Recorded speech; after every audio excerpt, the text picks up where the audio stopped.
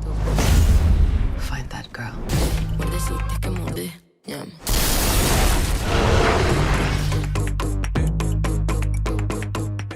Hello, everybody. Welcome back to the Spin Rack. Today, we're back with the whole crew. We have PD and we have Calvin Ellis. Today, we're talking about Warrior Nun. This is one of Netflix's top shows right now, and we've all taken a look at it. And what is our opinion on it? Is this hot or miss? So let me start off with my boy, Cal. What was your take on this? Can you give us a background on the story before we go into our opinions? So, The Cal, comic background first. Okay, this was a 90s comic, and it was kind of like a 90s,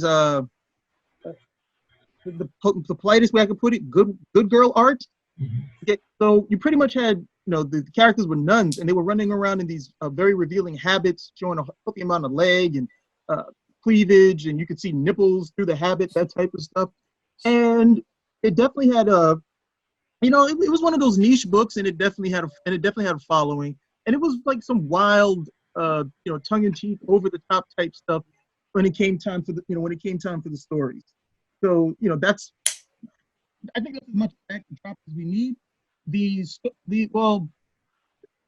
I think that's as much backdrop as we need before we get into the Warrior Nun series, which is a really big departure from the comic. If you want to read the comic, by all means, go ahead. It's a nice little romp, but it wasn't a standout comic for the 90s. It was something that had its niche market, and somehow, like all these other series, it's making its way into TV on Netflix. That being said, man, I had such high hopes for this series, and it was just so slow.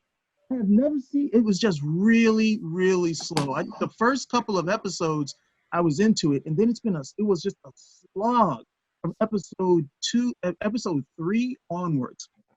Just waiting for something of substance to actually happen, or for the lead character, Ava, I understand part of the hero's journey is to refuse the call, but you can't refuse the call every episode. There's only so many episodes.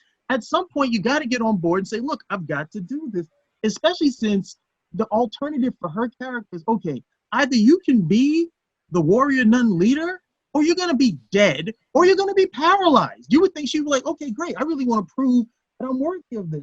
I want to go hang out with this boy I met on a boat and, go eat muffins, that sort of stuff. It was just wild, the way the writing was going.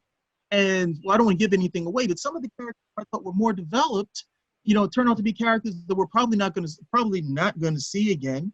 One of the things I did like was they used a lot of new actors and actresses. We haven't seen them before. And some of them turned in some pretty good performances.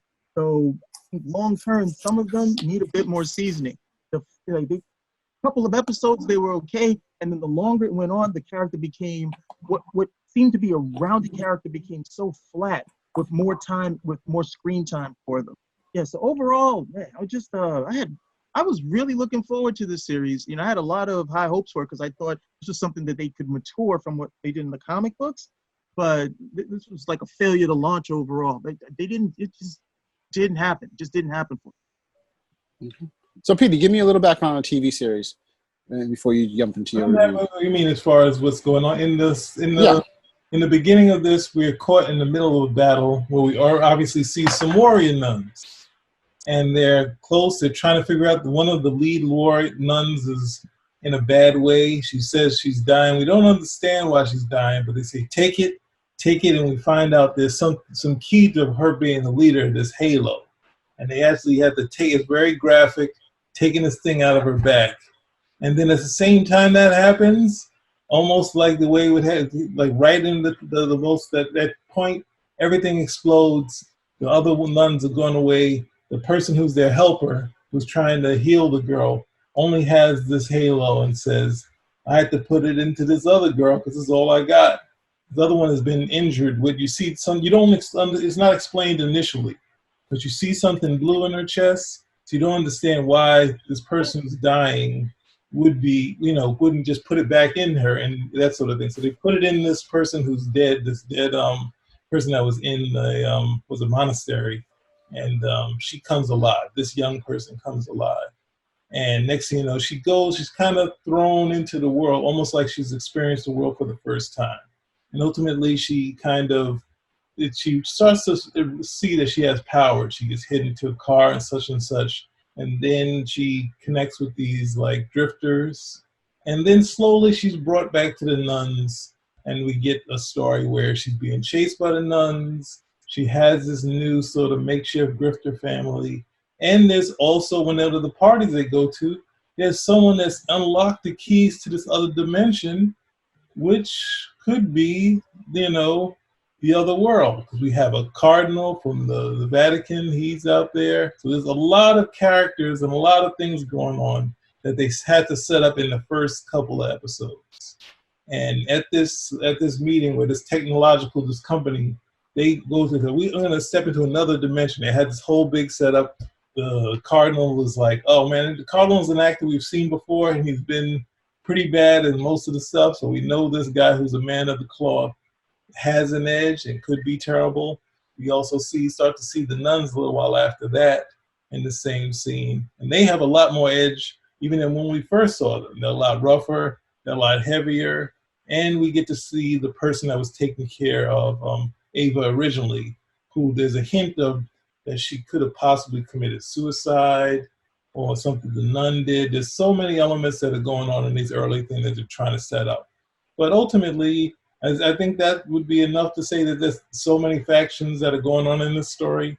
Ultimately, I enjoyed it. They also give us sort of a narration of her, where she's at in her head, which I think helps. I think a lot more sort of comic book stories should use that, because I mean, a lot of, especially Marvel stuff, and this has a Marvel element, having someone who's a paraplegic, who died, who's being brought back with this halo being sort of fused into her back, and then she's experiencing life again and experiencing what choice she's going to make. So they added a lot of like the Marvel comics sort of thing to this, of giving her this, that she used to be, she had, couldn't walk, couldn't move.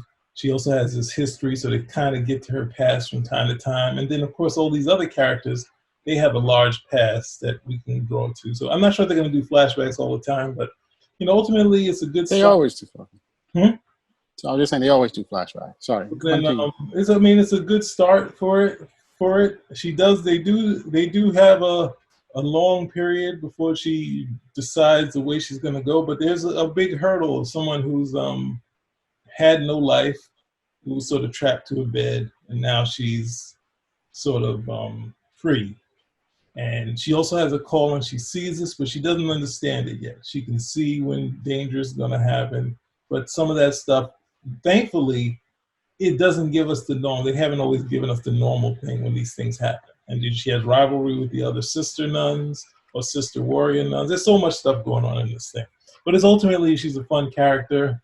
Her friend / boyfriend, and those characters have been fun because they're sort of on the edge, not necessarily good guys. Everyone has sort of their edge to them in these different worlds. So. And ultimately, the ferry ride has been the most fun thing so far, because those things of trying to sneak around on the ferry and whatnot and all that stuff that they were doing, and then the two nuns doing their spy versus spy thing throughout on the street and everywhere fighting. That was kind of fun. So, I mean, ultimately, I've been enjoying it. That's good. Mars?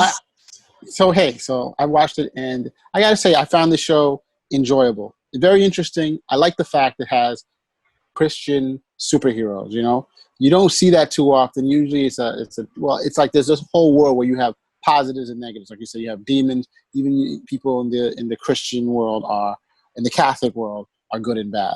And the very fact that you're developing the imagery, I know many people, they've done this in many other shows where it's good versus bad, the evil, what's going on. I think that they did a very good job in developing it. And like you said, it's a complicated story. So there's a lot of things going on. No one is straight good or bad. Even the main character, Ava is, she's gotten this gift. She's been resurrected because she was dead. Yeah. She was a quadriplegic, I believe it was, or quadriplegic, whatever. Had it, and then you just said you kept playing. Yeah, quadriplegic. You have to say it's not pelagic, quadriplegic. Quadriplegic. Okay, so you know, and even in that state, she used to give the nuns that she was with in the orphanage. Orphanage. She was giving them a hard time, so they were like, "Yo, she shouldn't be buried or whatever, or consecrated." So it's wild. Like, how much hell was she giving these people? You know, at the time. She couldn't give them that much hell. She was Claire, she move missed half the a finger. The nun was pissed with her, clearly. So she's like, "Yo, this chick was not good." So the point is that she gets a second lease on life with this halo.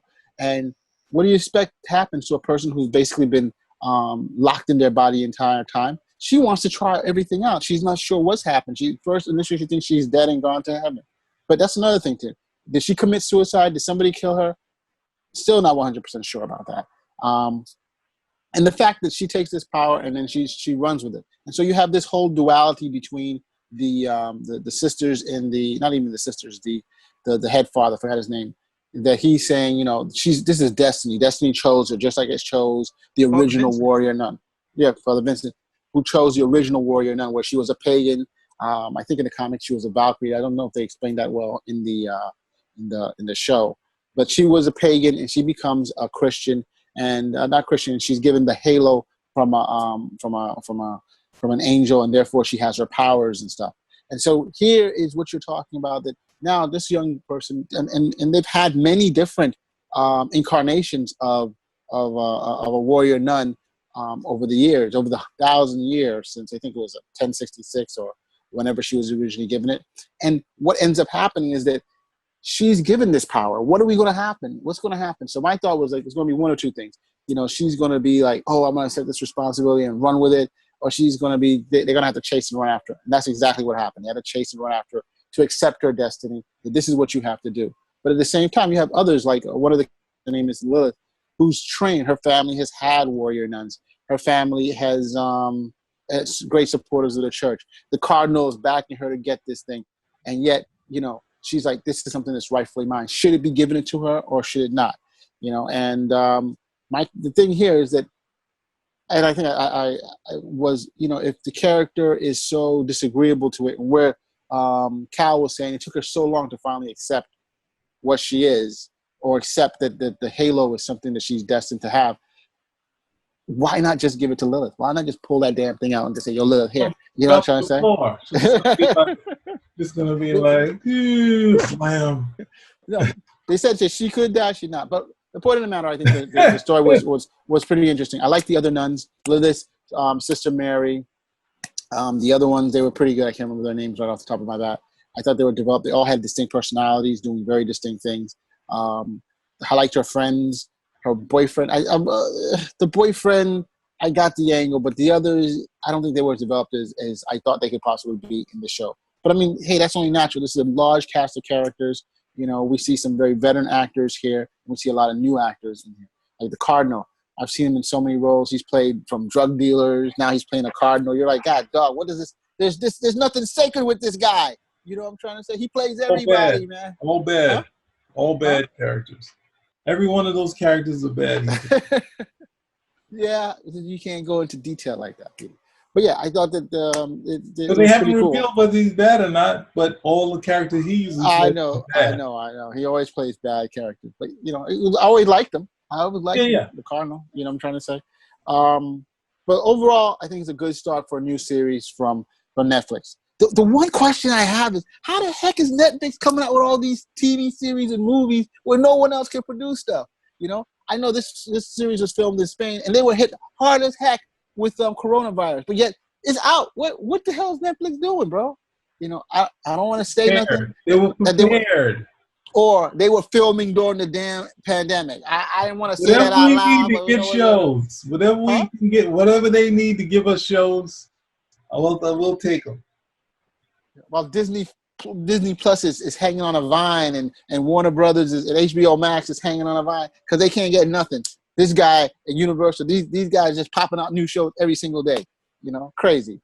So yeah, overall, I give it a B. I think it's a strong start. I think it's a new series. I think they can definitely interesting. I just thought that it was pretty good going forward. And the main character, you know, she takes me for a loop. Like first, you want to just smack her, but you got to understand that she comes in totally like, this is a new body, this is a new me, and what am I going to do with it? And what's the first thing you're going to say? Oh yeah, I'm going to take responsibility and go save the world from the demons and devils. No, you're going to say, yo, wait a second, let me just try and find myself. And I think she had a great line where she told Father Vincent, like, he's like, yeah, you know, that you got chosen and you got to take this responsibility. So you know what? Let's take a weekend to think about that.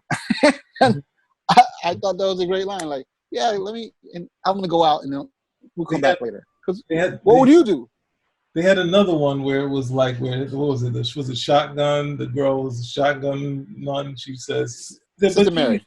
She says, he said, but you hate Lilith. And she's like, yeah, I hate her. That's my sister.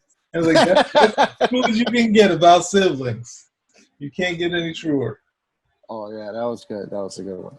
So yeah, I say go out and watch that show. It's pretty good. It wasn't. You know, if you got some time, Netflix is coming up with more and more stuff. Go catch it out. Go check it. Spinner rack. Out.